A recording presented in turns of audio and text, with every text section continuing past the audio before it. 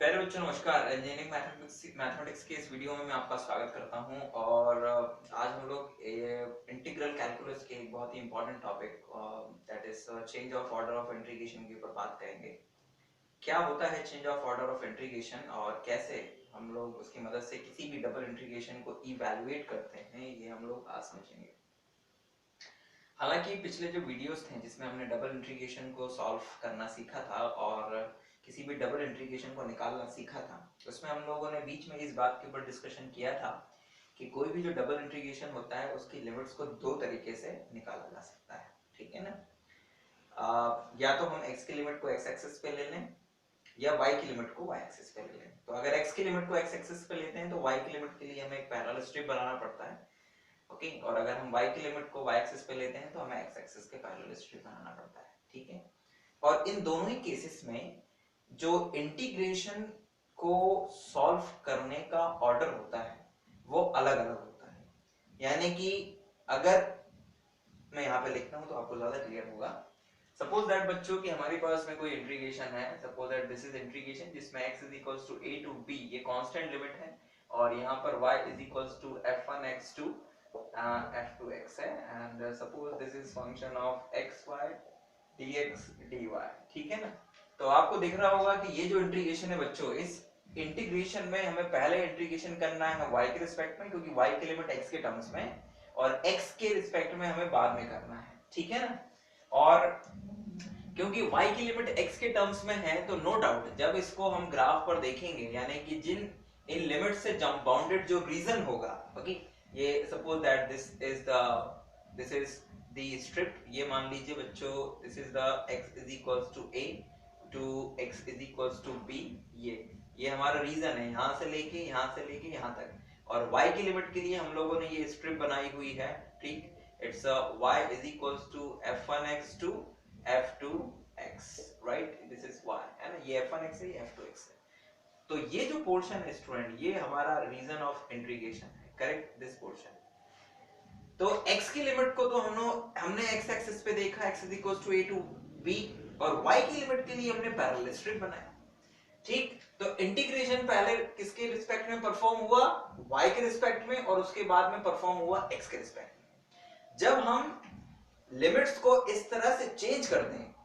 कि इंटीग्रेशन पहले x के रिस्पेक्ट में परफॉर्म हो और उसके बाद y के रिस्पेक्ट में परफॉर्म हो, तो इसी प्रोसेस को कहते हैं change of order of integration.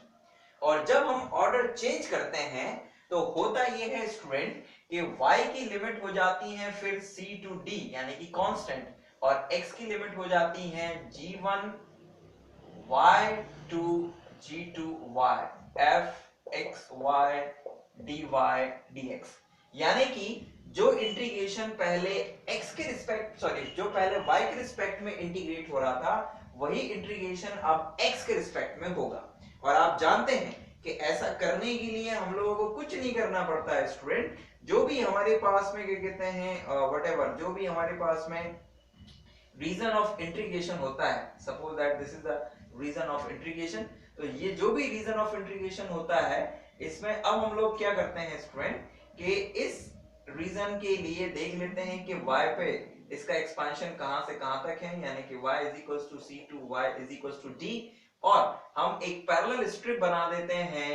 x axis के पैरेलल, और देख लेते हैं कि यहाँ पर x की वैल्यू क्या है, इट्स g1x, और यहाँ पर क्या है, इट्स g2x, राइट? तो जब हम स्ट्रिप का डायरेक्शन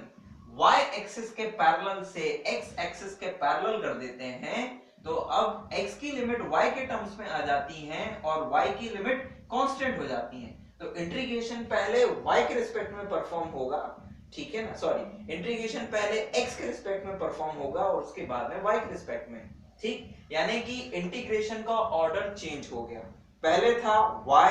फिर x, अब हो गया पहले x फिर y। तो इसी को ही हम कहते हैं change of order of integration. और इसके लिए हमें करना यह होता है कि जो इंटीग्रेशन की लिमिट्स हमें दी जाती हैं उनकी मदद से पहले हम ग्राफ प्लॉट करते हैं, उसमें वो स्ट्रिप प्लॉट करते हैं जो कि इस लिमिट को शो करती है, यानी कि इस y की लिमिट को शो करती है, यानी जो वेरिएबल के टर्म्स में है उस लिमिट को शो करती है। एंड देन इसके बाद में उस रीजन को देखते हैं, उस रीजन को देखते हैं जो इन लिमिट से बन रहा है, और फिर उसके बाद में उसी रीजन में स्टूडेंट हम स्ट्रिप का डायरेक्शन चेंज कर देते हैं और फिर नई लिमिट्स निकालते हैं कि उस रीजन के लिए y कहां से कहां तक फैला हुआ है, यानी कि वो जो रीजन है वो y एक्सिस पे उसका प्रोजेक्शन क्या है, और उस रीजन में जब x एक्सिस के पैरेलल स्ट्रिप बनाई जाती है तो उस स्ट्रिप पर x की लोअर लिमिट क्या होगी और x की अपर लिमिट क्या होगी। तो ये शॉर्ट में change of order of integration है। अब आइए जरा हम लोग कुछ क्वेश्चंस लेते हैं जिसमें हम change of order of integration की मदद से उन प्रॉब्लम्स को सॉल्व करेंगे, ठीक है। अब एक क्वेश्चन यहाँ पर आपके दिमाग में होगा कि हम और चेंज ऑफ ऑर्डर करते क्यों हैं, क्या इसकी जरूरत है। तो इसका जवाब ये है स्टूडेंट कि कुछ इंटीग्रेशंस, कुछ डबल इंटीग्रेशंस ऐसे होते हैं कि जो ऑर्डर उसमें गिवन होता है उस ऑर्डर को ही अगर हम परफॉर्म करें तो उस इंटीग्रेशन को सॉल्व करना आसान नहीं होता, इट लिटिल बिट टफ, थोड़ा मुश्किल होता है, ठीक है ना। तो हम अगर ऑर्डर चेंज करते हैं उस इंटीग्रेशन का तो मे बी पॉसिबल कि वो इंटीग्रेशन इजीली सॉल्व हो जाए। तो order of change of order का ये एक इंपॉर्टेंस है कि ये उन इंटीग्रल्स में हेल्पफुल हो सकता है जो कि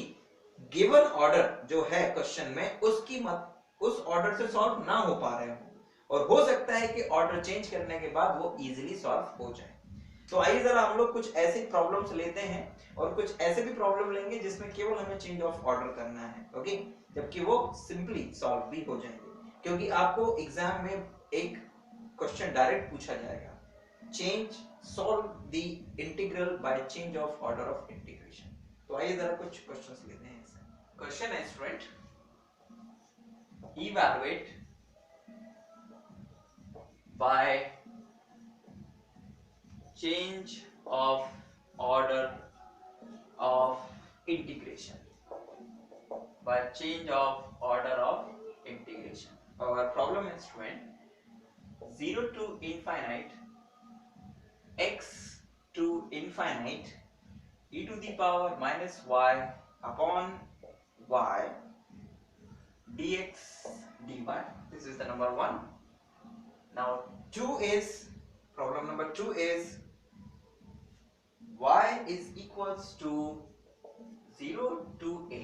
okay, या फिर मैं डायरेक्ट ऐसे लिखूं, इट्स 0 to a, ठीक है ना, मतलब यहाँ लिख देता हूं पूरा, evaluate by change of order of integration.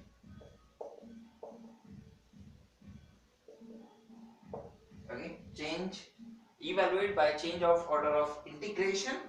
okay, and the problem is 0 to a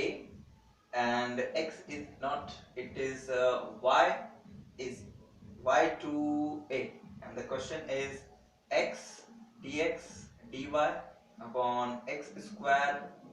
plus y square, ठीक। तो इन दो क्वेश्चन से स्टूडेंट हम लोग शुरुआत करते हैं और देखते हैं कि इन दो क्वेश्चंस को हम change of order of integration की मदद से कैसे इवैल्यूएट करेंगे। सबसे पहले आइए हम क्वेश्चन नंबर 2 से शुरुआत करते हैं, ठीक है ना। तो क्वेश्चन नंबर 2 में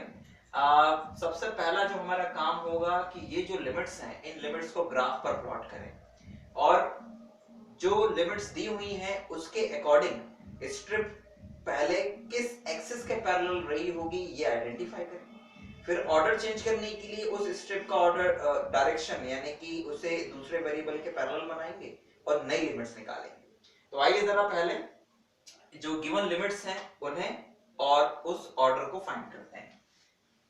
सॉल्यूशन 2, गिवन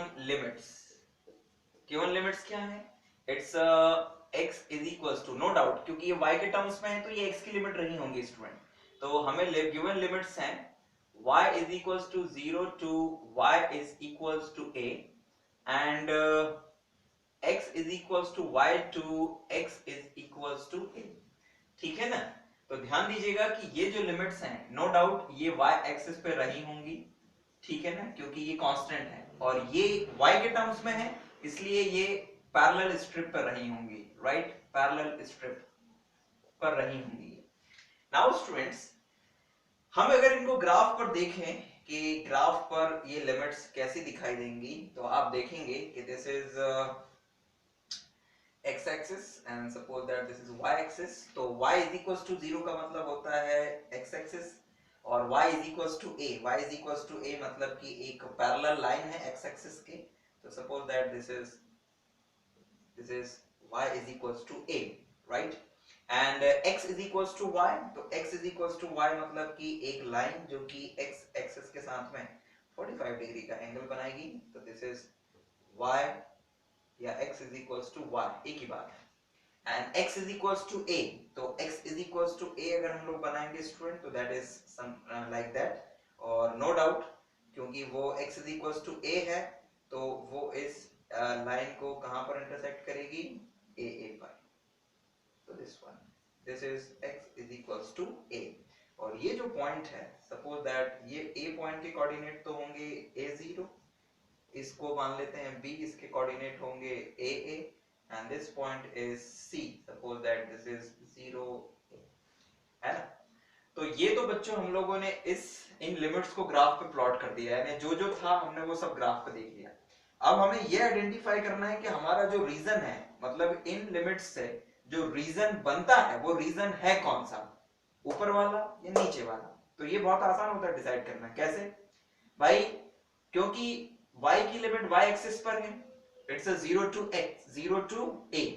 और x की लिमिट के लिए हमने x एक्सिस के पैरेलल एक स्ट्रिप बनाया है, और वो स्ट्रिप जो भी होगा उस स्ट्रिप में x की लोअर लिमिट y से शुरू होनी चाहिए, ठीक है। तो अगर हम स्ट्रिप यहां पर बनाते हैं बच्चों x एक्सिस के पैरेलल, तो यहां पर जरा देखिएगा कि x की लिमिट 0 से शुरू होगी, करेक्ट। तो मतलब ये जो ऊपर वाला पोर्शन है ये हमारा रीजन नहीं है, this is our region, because यहां पर जब हम लोग पैरेलल स्ट्रिप बनाते हैं कुछ इस तरह से, ये पैरेलल स्ट्रिप, तो वो जो पैरेलल स्ट्रिप है बच्चों, वो पैरेलल स्ट्रिप शुरू होती है कहां से, वो शुरू होती है x is equal to y से, क्योंकि ये x is equal to y line है। तो यहां पर x की वैल्यू है y, और खत्म होती है कहां पर, it's x is equal to a पर। तो ये हमारा है रीजन ऑफ इंटीग्रेशन, कौन सा, o a b, ठीक है ना। सो ये हमारा रीजन ऑफ इंटीग्रेशन हमें जब दिखने लगता है, तो अब बहुत ही आसान होता है चेंज ऑफ ऑर्डर करना। क्यों, क्योंकि अब यहां पर हमें इस स्ट्रिप का डायरेक्शन ऐसा कर देना है, और क्योंकि ये जो रीजन था ये ट्रायंगल था, और इस रीजन के लिए जो y था वो कहां से कहां तक फैला था, y फैला था 0 से लेके a तक, और x की लिमिट स्ट्रिप पे थी। अब जब ऑर्डर चेंज करेंगे तो स्ट्रिप का डायरेक्शन ऐसा हो जाएगा, तो अब x की लिमिट मिलेंगी x एक्सिस से, और y की लिमिट मिलेगी पैरेलल स्ट्रिप पर, ठीक। तो अब हम यहां पर लिखते हैं बच्चों क्या, हम एक दूसरा फिगर बनाते हैं और लिखते हैं यहां पे changing the order of integration. तो changing the order of integration के लिए क्या करना पड़ेगा, फिर हम लोग यही फिगर बनाएंगे स्टूडेंट। ये फिगर हमने बना दिया यहाँ पे, ठीक है, this one and this one, और यहाँ पर ये रहा बच्चों हमारा x, ये रहा y is equals to x, ये रहा x is equals to a, and ये रहा बच्चों y is equals to a, ठीक है ना। And this is o, this is a0, and this is b a, ठीक है ना। नाउ जब हम लोग स्ट्रिप का डायरेक्शन चेंज करेंगे स्टूडेंट, तो स्ट्रिप का डायरेक्शन चेंज होने के बाद में वो स्ट्रिप अब ऐसे बन जाएगी, ठीक है ना,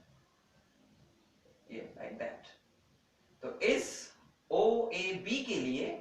y शुरू होगा 0 से और y फिनिश हो जाएगा y is equal to x पे, क्योंकि ये जो स्ट्रिप है, ये स्ट्रिप इस line y is equal to x पे जाके खत्म हो जाएगा। तो y की नई लिमिट्स आएंगी, y is equal to 0 to x, और x की लिमिट x एक्सिस पे देखेंगे तो वो हो जाएगी 0 टू a, बिकॉज इस ट्रायंगल के लिए x 0 से लेके a तक वैरी करता है। So the new limits of x and y क्या होंगी, x is equals to 0 to x is equals to 1, not 1, x is equals to a। ये कहां पर लिया है स्टूडेंट हमने, ये हमने लिया है on x axis, right, and y is equals to 0 to y is equals to x. कहां पर लिया है ये हमने? On the parallel strip, on the parallel strip पर स्टूडेंट, ठीक है ना, जो कि on the parallel strip to y axis, जो कि y एक्सिस के पैरेलल थी स्टूडेंट। तो ये आ गई बच्चों नई limits. So that's why this integral, so therefore this integral what 0 to a y to a x dx dy upon x square plus y square is become now what?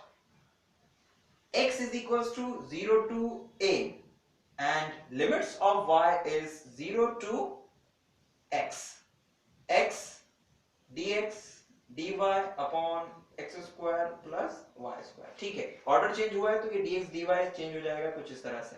ठीक है ना, dy dx, राइट। तो now student, now we have new limits, y x is equals to 0 to a and y is equals to 0 to x, और ये x है यहाँ पर, इसलिए हमें क्लियरली है कि ये y की लिमिट्स हैं, ठीक है ना। तो स्टूडेंट, हमने ऑर्डर चेंज करने के लिए पहले जो लिमिट्स थी उनसे जो रीजन बन रहा था वो बनाया, जो स्ट्रिप का डायरेक्शन था इस लिमिट के अकॉर्डिंग वो बनाया, फिर ऑर्डर चेंज करने के लिए एक नया फिगर बनाया, उस फिगर में स्ट्रिप का डायरेक्शन चेंज किया, उस रीजन को देखा ध्यान से, उससे नई लिमिट्स निकाली और फिर उन्हें यहाँ पर लिखा। अब इसे सॉल्व करना है और आप जानते हैं कि ये इंटीग्रेशन पहले अब किसके रिस्पेक्ट में पहले इंटीग्रेट होगा, पहले होगा y के रिस्पेक्ट में और फिर होगा x के रिस्पेक्ट में, जबकि जो दिया हुआ था उसे पहले इंटीग्रेट करना था हम लोगों को x के रिस्पेक्ट में और फिर करना था y के रिस्पेक्ट में।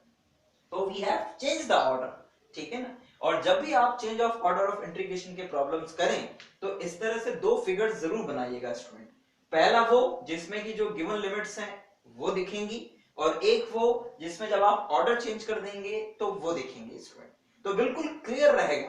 कि ये गिवन लिमिट्स को शो करता है और ये नई लिमिट्स को शो करता है, और स्ट्रिप का डायरेक्शन भी आपको ये बताएगा कि आपने ऑर्डर चेंज कर दिया है, ठीक है ना। एक ही फिगर में मत करिएगा, थोड़ा वो कचरा टाइप हो जाता है, अलग फिगर बनाइएगा, स्पष्ट काम करिएगा, तो एग्जामिनर के ऊपर भी अच्छा प्रभाव पड़ेगा, वो आपकी बात को आसानी से समझ पाएगा। अब आइए जरा इसे इवैल्यूएट कर देते हैं और क्वेश्चन फिनिश कर। 0 to a bracket integration 0 to x, और x क्योंकि y के रिस्पेक्ट में इंटीग्रेशन करना है तो x कांस्टेंट रहेगा, उसको बाहर कर देते हैं बच्चों। तो it's dy x square plus y square bracket close, it's dx। तो जब इसे y के रिस्पेक्ट में इंटीग्रेट करेंगे स्टूडेंट तो आप जानते हैं कि ये x कांस्टेंट की तरह काम करेगा। तो dy upon x square plus y square का इंटीग्रेशन होगा, it's 0 to a x and it is 1 upon x constant है तो it's 1 upon x tan inverse y upon x, right, and limit 0 to x and ये dx and this is equals to, क्योंकि x constant है x x cancel, तो it's 0 to a। और जब इसमें हम अपर लिमिट सब्स्टिट्यूट करेंगे student तो tan इनवर्स, यहाँ जब x की जगह y की जगह x लिखेंगे क्योंकि y के रिस्पेक्ट में हुआ था तो y की जगह, तो it's tan inverse x upon x यानी कि tan इनवर्स 1, और tan इनवर्स 1 की वैल्यू होती है पाई बाय 4 माइनस y की जगह 0 लिखेंगे तो इट्स tan इनवर्स 0 मतलब 0 एंड इट इज dx। और जब इसे और इवैल्यूएट करेंगे आगे तो पाई बाय 4 तो बच्चों कांस्टेंट है, dx का integration it's 0 to a dx, और ये इंटीग्रेशन हो जाएगा बच्चों what, it's x and limit 0 to a, और finally we get the answer pi a by 4। Okay, और क्योंकि ये डबल इंटीग्रेशन है और फंक्शन कांस्टेंट नहीं था तो इट्स अ यूनिट क्यूब, ठीक, बिकॉज़ ये वॉल्यूम आया है किसी ना किसी क्वांटिटी का, ठीक है ना, जो कि इस रीजन के ऊपर जो फंक्शन रहा होगा, जो हमारा ये फंक्शन है उस फंक्शन से जो सरफेस जनरेट हुई और ये रीजन के बीच में जो वॉल्यूम बना, दैट इज दैट वॉल्यूम। तो finally we have answered student कि जब चेंज ऑफ ऑर्डर किया हमने तो हमारे पास फाइनल आंसर आया है पाई a by 4, ठीक है। आइए इसे एक बार वेरीफाई भी कर लेते हैं कि हमने ये जो इंटीग्रेशन किया है ये हमने सही किया है कि नहीं, ठीक है ना। तो इट्स करेक्ट स्टूडेंट, तो आंसर बिल्कुल सही है। ठीक, अब आइए जरा हम लोग इस पहले वाले प्रॉब्लम को सॉल्व करते हैं और यही प्रोसेस हम इस इंटीग्रेशन के लिए भी अपनाते हैं। आइए देखिए, तो आइए स्टूडेंट जरा इस पहले इंटीग्रेशन को सॉल्व करें और सबसे पहले तो इसमें जो लिमिट्स दिख रही हैं बच्चों उन्हें हम लोग प्लॉट करेंगे, ठीक है ना। और इस इंटीग्रेशन को देख के आप ये आसानी से समझ सकते हैं कि जो भी हमारा रीजन बन रहा है इस इंटीग्रेशन से, उस रीजन में जो स्ट्रिप बनी होगी वो पैरेलल टू वाई एक्सिस बनी होगी, बिकॉज ये y की लिमिट्स हैं x के टर्म्स में। तो आइए जरा हम लोग पहले लिखते हैं कि हमें क्या लिमिट्स दी हुई हैं। तो लुक, सॉल्यूशन 1, ओके। तो हमें गिवन लिमिट्स हैं, क्या गिवन लिमिट्स हैं x is equals to 0 to x tends to infinite and y is equals to x to y tends to infinite, ठीक है ना। तो इसे जब xy प्लेन पे हम लोग देखेंगे बच्चों, तो xy प्लेन पे is x plane and this is y axis, और x is equals to 0 का मतलब होता है this y axis and x is equals to 0 मतलब ये, ठीक है ना। और y is equals to x मतलब ये line y is equals to x, ठीक है ना। अब नो डाउट स्टूडेंट की जो x की लिमिट है वो x एक्सिस पे ली गई है, तो ये रही x की लिमिट, ठीक है ना। और ये तो ठीक समझ में आया क्योंकि x टेंड्स टू इनफाइनाइट है। अब y की जो लिमिट है वो y एक्सिस के पैरेलल स्ट्रिप बनानी है और y की जो लोअर लिमिट है वो है x, तो हम जो भी स्ट्रिप लेंगे उसके बॉटम पर y की वैल्यू x होनी चाहिए। लेकिन अगर स्ट्रिप हम लोग यहां बनाते हैं तो यहां पर y की लोअर लिमिट होगी 0। इट मींस दैट कि ये वाला जो पोर्शन है पूरा, ये पोर्शन हमारा रीजन ऑफ इंटीग्रेशन नहीं है, ठीक, this is not our region. हमारा रीजन है ये जिसमें स्ट्रिप का डायरेक्शन इस तरह से है बच्चों, यस लाइक दैट, ठीक है ना। और ये स्ट्रिप कहां चली जाती है, इट टेंड्स टू इनफाइनाइट। तो यहां पर क्योंकि y is equals to x है, तो y की लोअर लिमिट है x और अपर लिमिट है इनफाइनाइट, क्योंकि इस ऊपर वाले रीजन के लिए, इस रीजन R के लिए जो y है, सॉरी जो x है वो 0 टू इनफाइनाइट जा रहा है। तो अगर 0 टू इनफाइनाइट जा रहा है मतलब ये रीजन भी पूरा का पूरा इनफाइनाइट तक जाएगा, मतलब कि इस स्ट्रिप को भी इनफाइनाइट तक जाना पड़ेगा। तो y की limit x to infinite, x की 0 टू इनफाइनाइट। जब हम ऑर्डर चेंज करेंगे बच्चों, okay, changing the order of integration, जब हम ऑर्डर चेंज करेंगे student, changing the order of integration, तो हम एक नया फिगर बनाएंगे and that is like that, ठीक है ना। ये कुछ इस तरह से होगा स्टूडेंट, और उसमें भी ये होगा y इज इक्वल्स टू 0 और ये हो जाएगा y is equals to x and go to infinite. And look,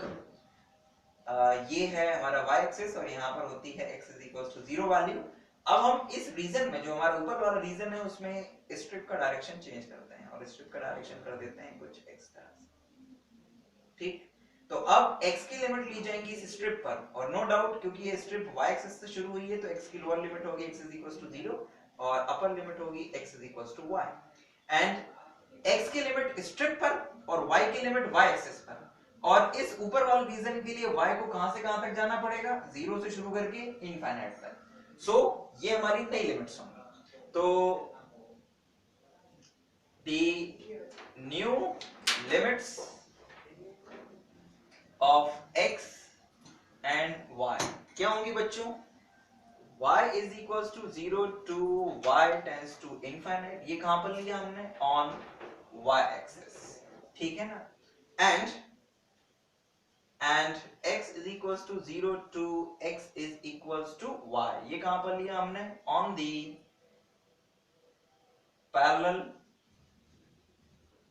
parallel strip to x axis। हमने ये पैरेलल स्ट्रिप पे लिया जो कि x एक्सिस के पैरेलल थी। तो ये आई बच्चों हमारे पास में नई लिमिट्स, और अब इन लिमिट्स की सहायता से हम लोग इस इंटीग्रल को इवैल्यूएट करेंगे, तो हमें मिलेगा hence double integration 0 to infinite x to infinite e raised to the power minus y upon y dx dy is equals to integration y की लिमिट्स आई हैं 0 टू इनफाइनाइट और x की लिमिट आई हैं 0 टू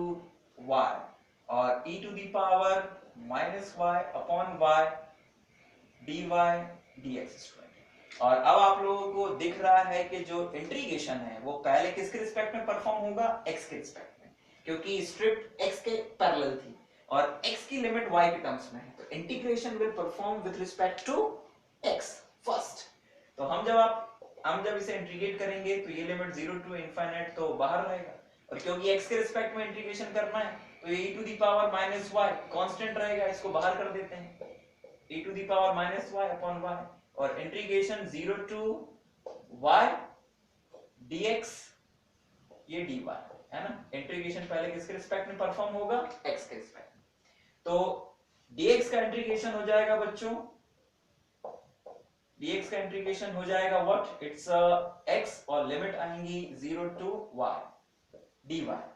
और जब लिमिट सब्स्टिट्यूट करेंगे तो y माइनस 0 यानी कि केवल y, तो ये हो जाएगा 0 to infinite e to the power minus y upon y into में y और ये dy, तो ये y से y कैंसिल स्टूडेंट और हमें मिल जाएगा integration 0 to infinite e to the power minus y dy,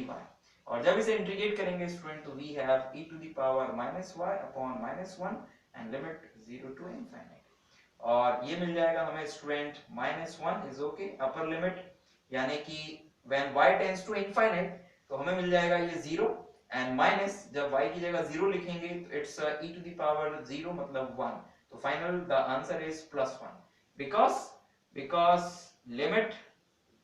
x tends to infinite e to the power minus x is equals to होता है 0 स्टूडेंट, ठीक है ना। तो ये बहुत आसान सा रिजल्ट है जिसे हम लोग आसानी से इवैल्यूएट करके निकाल सकते हैं, उसके लिए कुछ नहीं करना पड़ेगा स्टूडेंट, बस ये e to the power x को आप डिवाइड में लिए जाइएगा, एक्सपेंशन करिएगा, x की लिमिट सब्स्टिट्यूट करिएगा तो it's 1 upon infinite and become 0, तो ये 0 हो जाएगा।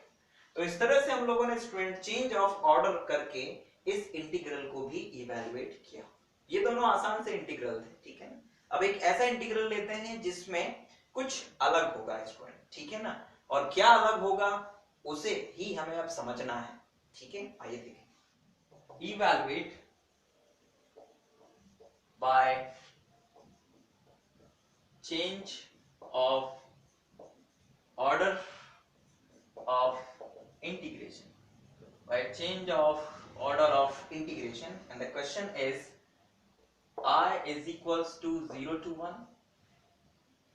0 to 2 minus x, okay, x y dx dy, okay, dx dy। तो आइए जरा स्टूडेंट इसे सॉल्व करते हैं by change of order of integration. और आप ये जानते हैं कि किसी भी इंटीग्रल को जब change of order of integration से किया जाता है तो सबसे पहले जो गिवन लिमिट्स होती हैं उनको ग्राफ पर देखा जाता है और फिर स्ट्रिप का डायरेक्शन चेंज किया जाता है। तो आइए जरा इसे देखें तो क्या होगा। सॉल्यूशन, तो गिवन लिमिट्स, और गिवन लिमिट्स क्या है बच्चों, और दिख ही रहा है क्योंकि ये 0 to 2 minus x है, तो मतलब ये y की लिमिट्स है, तो x की लिमिट है x is equals to 0 to x is equals to 1 and y is equals to 0 to y is equals to 2 minus x, और y is equals to 2 minus x का meaning है that is y plus x is equals to 2, और ये y plus x is equals to 2 वास्तव में क्या है, it's a straight line, ये एक स्ट्रेट लाइन की इक्वेशन है। तो आइए जरा इनको ग्राफ पर देखते हैं हम लोग स्टूडेंट। तो जब ग्राफ पर इसे देखेंगे स्टूडेंट्स तो हमें ये कुछ इस तरह से दिखेगा, x is equals to 0 to 1, तो x is equals to 0 होता है बच्चों यहाँ पर, और x is equals to 1 के लिए हम लोग एक सिंपल सा ये इस तरह से एक लाइन बना लेते हैं, this is x is equals to 1 and y is equals to 0, मतलब कि y is equals to 0 ये रहा, ठीक। और फिर एक लाइन है y is equals to 2 minus x, तो y is equals to 2 minus x है, तो ये जो लाइन है ये x एक्सिस और y एक्सिस को इंटरसेक्ट करेगी, और x एक्सिस और y एक्सिस को ये कहां पर इंटरसेक्ट करेगी, तो उसके लिए हम लोग क्या करेंगे, उसके लिए हम लोग इस लाइन के y एक्सिस और x एक्सिस पे पॉइंट ऑफ इंटरसेक्शन निकालेंगे। तो वो बहुत ही आसान होता है, point of intersection of this line, तो वो point of intersection of this line on coordinate axis के लिए इस लाइन की इक्वेशन में जब हम y0 रखेंगे, y0 का मतलब होता है x एक्सिस पे जब हम जाएंगे, तो जब y0 रखेंगे तो x बराबर 2 आएगा, तो ये x इज इक्वल टू 1 है, तो x इज इक्वल टू 2 यहाँ कहीं पर होगा। Okay, this is the x is equal to 2, यानी कि ये पॉइंट होगा 2 0। और जब y की वैल्यू 0 रखेंगे, सॉरी जब x 0 रखेंगे तो y बराबर भी 2, मतलब कि वो जो पॉइंट है वो पॉइंट यहाँ कहीं पर आएगा, तो this point is what, this point is 0 2। तो ये दो पॉइंट्स पर इंटरसेक्ट करती है x एक्सिस और y एक्सिस, और जब इसे मिला देंगे स्टूडेंट, तो जरा ध्यान दीजिएगा, हमें ये कुछ इस तरह से मिलेगा। दोनों पॉइंट्स को मिला देते हैं, हाँ थोड़ा आगे जा रहा है, चलिए जाने दीजिए, कोई दिक्कत नहीं। This is the line y plus x is equals to 2 है ना, और इस पॉइंट को हम लोग थोड़ा शिफ्ट करके यहाँ ले जाते हैं, ठीक है ना। अब नाउ स्टूडेंट, क्योंकि y की लिमिट x के टर्म्स में दी हुई है, तो नो डाउट जो स्ट्रिप रही होगी वो strip parallel to y axis कुछ इस तरह से रही होगी। तो ये तो वो हुआ जो हम लोगों को दिया हुआ है। अब हमें करना है स्टूडेंट ऑर्डर चेंज, ठीक है ना। लेकिन ऑर्डर चेंज करने से पहले हम जरा इस पॉइंट के कोऑर्डिनेट देख लें कि जहां पर ये x इक्वल्स टू 1 और ये लाइन इंटरसेक्ट कर रही है, वहां पर इस पॉइंट के कोऑर्डिनेट क्या होंगे। इसे नाम दे देते हैं O, इसे नाम दे देते हैं A, इसे नाम दे देते हैं B, इसे नाम दे देते हैं C। तो इस B के कोऑर्डिनेट होंगे, क्योंकि ये वाला जो पॉइंट है ये x इक्वल्स टू 1 पर है, तो यहाँ पर x की वैल्यू तो 1 ही होगी, और y की वैल्यू हम ये वाली जो लाइन है इसमें, क्योंकि ये इस लाइन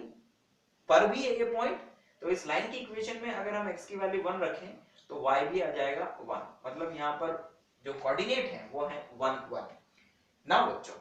जब हम ऑर्डर चेंज करेंगे, क्या करेंगे, when we change the order of integration, तो हमें इस स्ट्रिप का डायरेक्शन चेंज करना पड़ेगा, और इसे करना पड़ेगा पैरेलल टू x एक्सिस। तो आइए जरा करके देखते हैं और देखते हैं कि क्या नया कुछ आता है। तो चेंजिंग, बल्कि मैं इसको यहाँ पर अलग से कर देता हूँ स्टूडेंट, ठीक है ना। ये यहाँ पर अलग से करते हैं इसे, तो ज्यादा क्लियर होगा, ठीक। तो it's changing the order of integration. तो changing the order of integration का मतलब होता है केवल कि स्ट्रिप का डायरेक्शन चेंज कर देना, है ना। तो जब स्ट्रिप का डायरेक्शन हम चेंज करेंगे स्टूडेंट, तो इस फिगर पर जरा ध्यान दीजिएगा कि क्या चेंजेस आएंगे, है ना, और हमें क्या नई चीजें दिखेंगी स्टूडेंट। थोड़ा ग्राफ बड़ा बनाना पड़ेगा,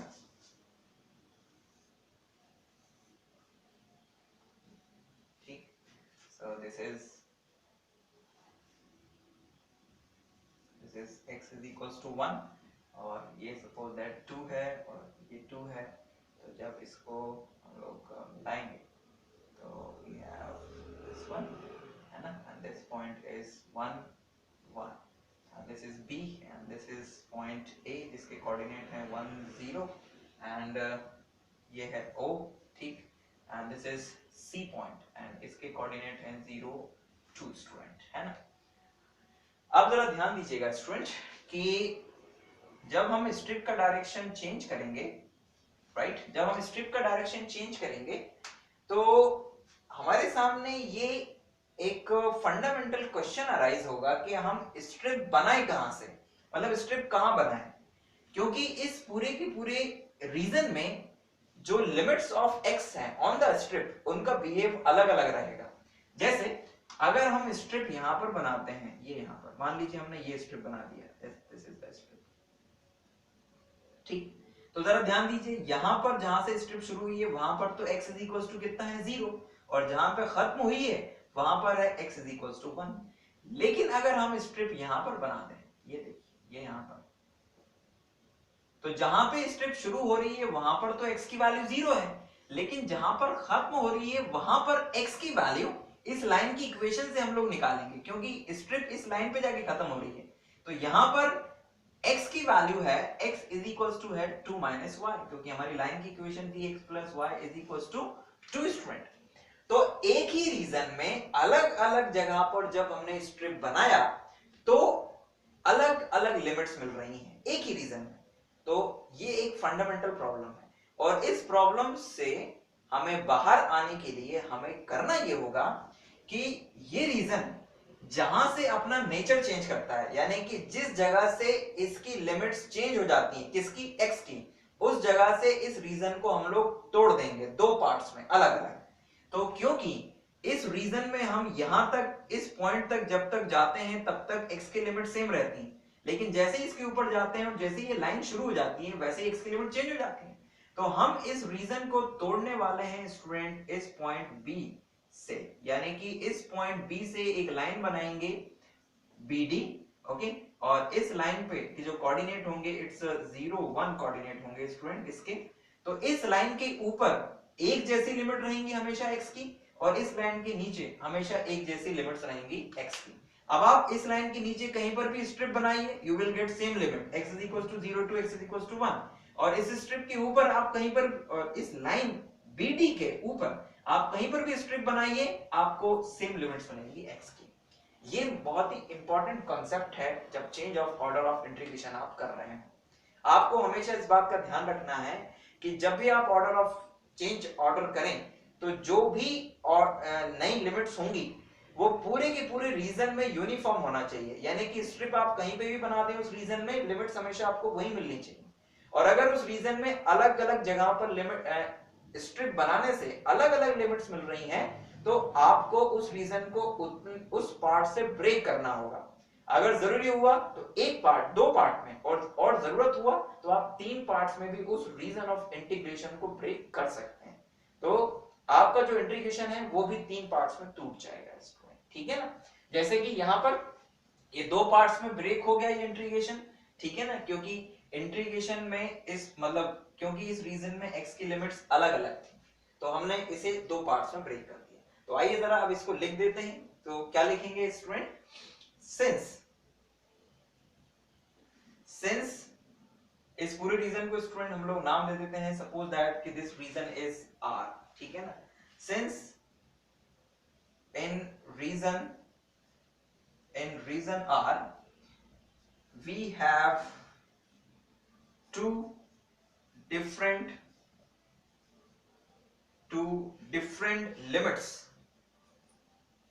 limits of x, so we divide R into R1 and R2, that is R is equals to R1 plus R2। यानी कि हम इस रीजन को दो पार्ट्स में ब्रेक कर देंगे, एक नीचे वाला पोर्शन उसको नाम दे दिया R1 और एक ये ऊपर वाला portion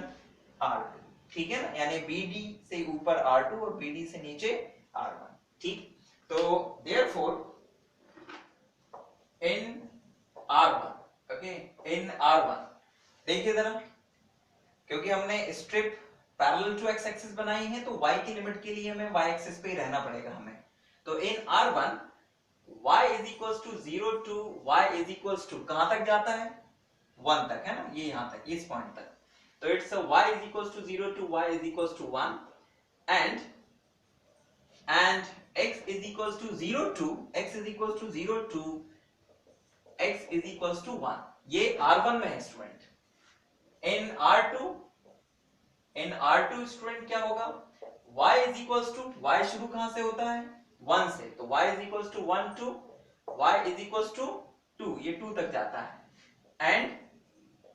x is equals to 0 to x is equals to 2 minus y, ये पैरेलल स्ट्रिप पर, क्योंकि ये यहां पर y की x की वैल्यू है 2 minus y। So therefore I is equals to double integration over R1, okay, over R1 हमारे पास फंक्शन की क्या वैल्यू थी, xy,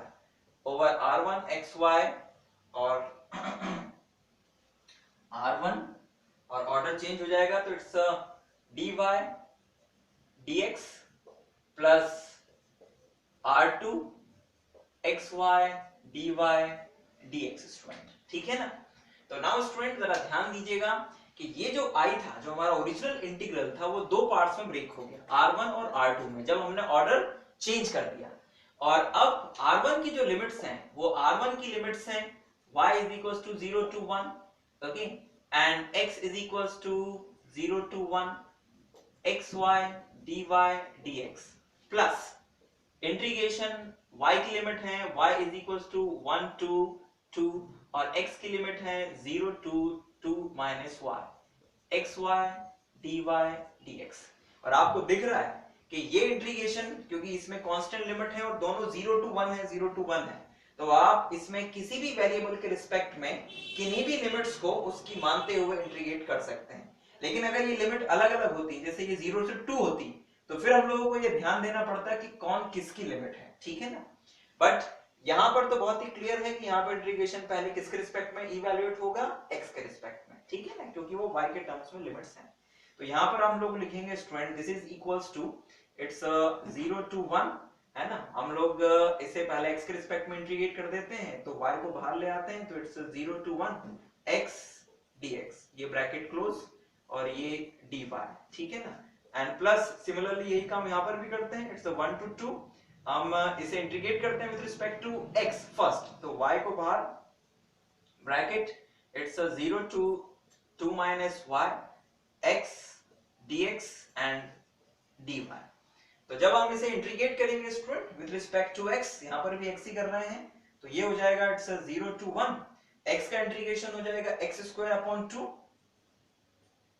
अपॉन 2 और ये y पहले से ही चल रहा है,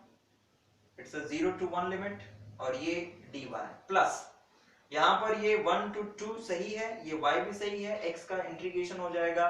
x square upon 2 and limit आ जाएंगी 0 to 2 minus y dy। तो लिमिट सब्स्टिट्यूट करेंगे बच्चों, तो अपर लिमिट पे तो यहाँ जैसे ही 1 रखेंगे तो इट्स 1/2, लोअर लिमिट पे कुछ नहीं मिलेगा, तो केवल हमें 1/2 मिलेगा, तो 1/2 को आप बाहर करिए, 0 to 1 y dy प्लस यहाँ पर 1/2 कांस्टेंट है, बाहर करिए 1 to 2, ये y पहले से ही है, x की जगह पर 2 minus y लिखेंगे तो it's 2 minus y whole square और लोअर लिमिट पे तो कुछ मिलेगा नहीं, छोड़ दीजिए dy। एंड नाउ स्टूडेंट यहाँ पर ये y और 2 minus y होल स्क्वायर, तो पहले होल स्क्वायर ओपन करेंगे और y का मल्टीप्लाई करेंगे, तो हमें फाइनली मिल जाएगा 1/2, ये y के रिस्पेक्ट में integration y square upon 2 and limit 0 to 1 plus ये 1/2 इट्स 1 to 2, इट्स 1 to 2 और y और इसका मल्टीप्लाई, तो it's what, it's 4y minus 4y square and plus जो y स्क्वायर आएगा तो ये बन जाएगा y क्यूब और ये dy स्क्वायर, है ना। इसको एक बार क्रॉस चेक कर लीजिएगा, क्योंकि इसका होल स्क्वायर होगा 4 minus 4y plus y square और जब y का अंदर मल्टीप्लाई करेंगे तो सबकी पावर एक एक बढ़ जाएगी स्टूडेंट, तो ये हमारे पास आया। यहाँ पर आप लिमिट सब्स्टिट्यूट करेंगे तो इट्स 1/2 माइनस 0, तो इट्स 1/4, ये तो हो गया 1/, दिस इज इक्वल्स टू 1/2 और 1/4 एंड प्लस यहाँ पर हमें मिलेगा स्टूडेंट्स 1/2 और इंटीग्रेशन जब करेंगे तो it's 4y square by 2 minus 4y cube by 3 and plus y raised to the power 4 upon 4 और लिमिट रहेंगी बच्चों 1 से 2, ठीक है ना, लिमिट रहेंगी 1 to 2। तो अब आप देख रहे होंगे कि अब हमें लिमिट सब्स्टिट्यूट करना है यहाँ पर, तो ये तो हो गया बच्चों 1/4, ठीक है, इसमें कोई दिक्कत नहीं है, ये 1/2 भी यहाँ पे सही है। जब अपर लिमिट सब्स्टिट्यूट करेंगे यानी जहां जहां y है वहां पर 2, तो हमें मिलेगा ये 2 से ये 4 कैंसिल, तो पहले 2 रहेगा और फिर जब y की जगह 2 लिखेंगे तो 4 और आ जाएगा माइनस 4/3, ठीक है, और y की जगह 2 लिखेंगे तो इट्स इनटू में 8 आ जाएगा, है ना, तो ये ब्रैकेट में 8 लिख देते हैं प्लस जब y की जगह 2 लिखेंगे तो 4 डिवाइड में चल ही रहा है और ऊपर 2 की पावर 4 यानी कि 16, तो 16 डिवाइडेड बाय 4 माइनस, अब पूरे में लोअर लिमिट रखिए बच्चों, तो जहां जहां y है वहां 1, तो ये आ जाएगा 2 माइनस 4/3 एंड प्लस 1/4 और ये ब्रैकेट क्लोज। तो इसको जब हम सिंपलीफाई करेंगे स्टूडेंट तो दिस इज 1/4 एंड प्लस ये 1/2 सही है और ये ब्रैकेट, तो it become what, it become 8 minus 32/3 and +4 है ना, ये +4, ठीक है, और ये -2 +4/3 एंड -1/4, ठीक है, ये ब्रैकेट क्लोज। अब इसको सिंपलीफाई कर लेते हैं स्टूडेंट फाइनली और देखते हैं क्या आंसर आता है। ये तो हो जाएगा 8 और 4 12, 12 में से -2 हो जाएगा तो इट्स 10 एंड माइनस ये इसे देखिए जरा, ये माइनस का 32, तो ये माइनस का 32/3 एंड ये प्लस का 4/3 और ये माइनस का 1/4, तीनों का एलसीएम आएगा बच्चों आई थिंक 12 और 3 4 दिस, तो इसका 3 में मल्टीप्लाई करेंगे, सॉरी 4 में मल्टीप्लाई करेंगे तो इट्स -128 है ना, तो -128 प्लस इसमें हम लोग मल्टीप्लाई करेंगे कितने का, इसमें भी 4 का होगा तो इट्स 4 यानी कि 16 एंड -3, ठीक है ना, तो हमारे पास आ जाएगा स्टूडेंट ये दोनों मिलके हो जाएंगे माइनस का 131 और -16, तो इट्स -115/12 हो जाएगा, ठीक है। तो फाइनली 10, ये 10 और ये माइनस का मतलब ये इनका तीनों का रिजल्ट 10 आ रहा था और इन तीन का रिजल्ट आया इतना, तो इट्स -115/12, एलसीएम लेके सॉल्व करोगे तो 120 में से 15 गया तो इट्स -5/12, तो इस पूरे के पूरे का रिजल्ट कितना आया 5/12, तो हम इसे लिखेंगे बच्चों 1/4 प्लस 1/2 इंटू 5/12, ये अलग ही चल रहा है ना, तो ये 5/12 आया, मल्टीप्लाई कर दो बच्चों, ठीक है, तो इट्स 1/4 प्लस 5/24 और एलसीएम लेंगे तो इट्स 24, यहाँ पर आएगा 6, यहाँ पे आएगा 5, तो it's 11/24 and this is the final answer of this problem. एक बार वेरीफाई भी कर लेते हैं, yes we are correct. So I hope कि ये जो change of order of integration का प्रॉब्लम है ये आपको समझ में आया होगा, थोड़ा सा लंबा था लेकिन आसान था, है ना, और इसमें कुछ नई चीज भी थी सीखने के लिए, ठीक है ना। तो जब आप इस तरह के क्वेश्चंस करें तो बहुत ही कॉन्शियस होके बहुत ही ध्यान से करें, गलती ना हो, ठीक है ना, क्योंकि ऐसे क्वेश्चंस एग्जाम में पूछे जा सकते हैं और वहां पर आप परेशानियों से बचें, इसके लिए जरूरी है कि आप ऐसे क्वेश्चंस की प्रैक्टिस अच्छे से कर लें, ठीक। मैं आपको यहाँ पर कुछ होमवर्क के लिए क्वेश्चंस भी दे जाता हूँ स्टूडेंट, जो change of order of integration के ऊपर बेस्ड होंगे, उन्हें आप कोशिश करिएगा करने की, और अगर फिर भी कोई दिक्कत आती है तो आप उनसे जरूर पूछें, ठीक। Evaluate by change of order of integration, ठीक ठीक। एंड पहला क्वेश्चन है integration 0 to infinite 0 to x e to the power minus x square upon y over dy dx, ठीक। और जब आप इसे सॉल्व कर लेंगे स्टूडेंट तो इसका आंसर आएगा 1/2, ठीक। नंबर 2, आप इस क्वेश्चन को भी सॉल्व करके देखें स्टूडेंट, आपको यहाँ पर कुछ नया सीखने को जरूर मिलेगा। And the question is integration 0 to 1 and integration x square to 2 minus x xy dx dy, और इस इंटीग्रेशन को जब आप सॉल्व कर लेंगे तो आपका आंसर आएगा 3/8, ठीक है ना। And one more question student for you and that is integration 0 to 4a and 0 to 4a and x square by 4a to 2 root ax dy dx, ये तीनों क्वेश्चन सॉल्व करिएगा by change of order of integration, और इस तीसरे का answer है 16a³ by 3 student, ठीक। तो ये सॉरी 16a² नॉट क्यूब, तो ये तीन क्वेश्चंस हैं बच्चों, इन तीन क्वेश्चंस को आप सॉल्व करिए और देखिए कि आपका change of order of integration कितना पक्का हो गया है, ठीक है। और फिर भी कोई परेशानी आती है तो आप हमें हाइक पे मैसेज कर सकते हैं, जीमेल पे मेल कर सकते हैं, व्हाट्सएप भी कर सकते हैं, मैं हाइक और व्हाट्सएप दोनों पे अवेलेबल हूं स्टूडेंट्स, ठीक है। हम जल्दी नेक्स्ट वीडियो में फिर आपसे मुलाकात करेंगे। Thank you very much to watching this video.